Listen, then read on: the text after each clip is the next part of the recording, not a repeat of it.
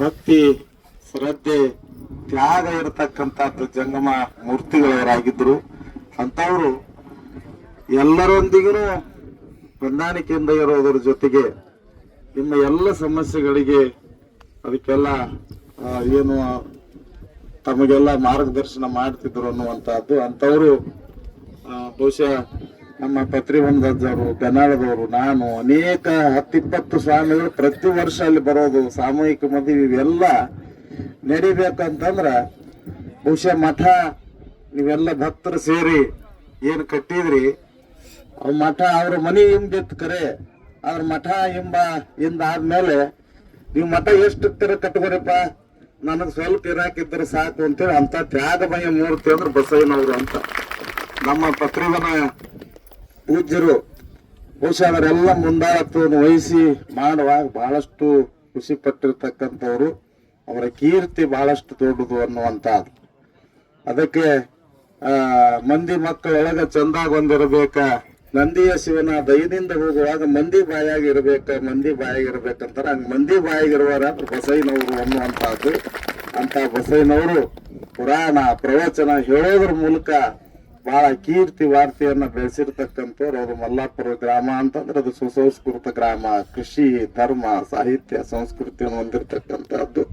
ಆ ಮಲ್ಲಾಪುರ ಗ್ರಾಮಕ್ಕೆ ಮತ್ತೊಂದು ಗರಿಯಾಗಿದ್ದವರೇ ನಮ್ಮ ಬಸೈನವರು.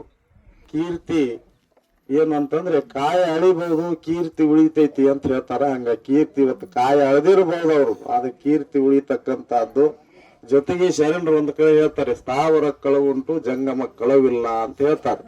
ಇವತ್ತು ಸ್ಥಾವರವಾಗಿರ್ತಕ್ಕಂಥ ದೇಹ ಇವತ್ತು ಪಂಚಭೂತಗಳಲ್ಲಿ ಲೀನ ಆಗಬಹುದು, ಆದ್ರೆ ಅವರು ಮಾಡಿರ್ತಕ್ಕಂಥ ಏನು ಧಾರ್ಮಿಕ, ಆಧ್ಯಾತ್ಮಿಕ, ಸಾಮಾಜಿಕ ಸೇವೆ ಏನಿದೆ, ಅವರ ಒಂದು ಸಮಾಧಾನ ಗುಣ ಏನಿದೆ, ಅದು ಎಂದು ಅಳಿಲಿಕ್ಕೆ ಸಾಧ್ಯ ಇಲ್ಲ ಅನ್ನುವಂಥ ಮಾತನ್ನ ಈ ಸಂದರ್ಭದಲ್ಲಿ ಹೇಳಿ, ಅವರ ಕುಟುಂಬ ವರ್ಗದವರಿಗೆ ಅವರ ಏನು ಅವ್ರು ನಿನ್ನೆ ಲಿಂಗೈಕ್ಯ ಆಗ್ಯಾರ ಅಂತ ಹೇಳಿ ನಮ್ಮ ಶಂಕರಣ್ಣ ಫೋನ್ ಮಾಡಿದಾಗ ನಾ ಬಿಜಾಪುರದಲ್ಲಿದ್ದೆ, ಭಾಳ ನನಗೆ ದುಃಖ ಅನಿಸ್ತು. ಏನಪ್ಪ ಆ ಊರದ ಶಕ್ತಿನ ಹೋತಲ್ಲಪ್ಪ, ಭಾಳ ನಿಮ್ಮೆಲ್ಲರಿಗೆ ಮಾರ್ಗದರ್ಶಕರಾಗಿದ್ರು ಅನ್ನುವಂಥ ಮಾತನ್ನ ಮಾತಾಡಿದ್ವಿ ಅನ್ನುವಂಥ. ಹಾಗಾಗಿ ಅಂತಹ ಒಬ್ಬ ಜಂಗಮರು ಅಂತಂದ್ರೆ ಸೃಜನಶೀಲರು, ಆಚಾರ ವಿಚಾರ ಸಂಪನ್ನರು ಇರಬೇಕು ಅಂತ ನಾವೆಲ್ಲ ಹೇಳ್ತೀವಿ.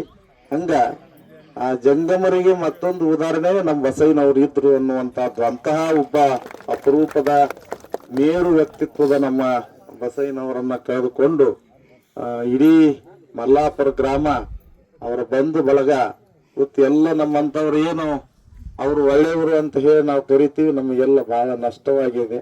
ಅಂತಹ ಒಂದು ನಷ್ಟವನ್ನು ತುಂಬತಕ್ಕಂಥ ಶಕ್ತಿಯನ್ನ ದಯಾಗನ್ನಾಗಿರ್ತಕ್ಕಂಥ ಭಗವಂತ ದಯಪಾಲಿಸಲಿ, ಅವರ ಆತ್ಮಕ್ಕೆ ಶಾಂತಿ ಸಿಗಲಿ.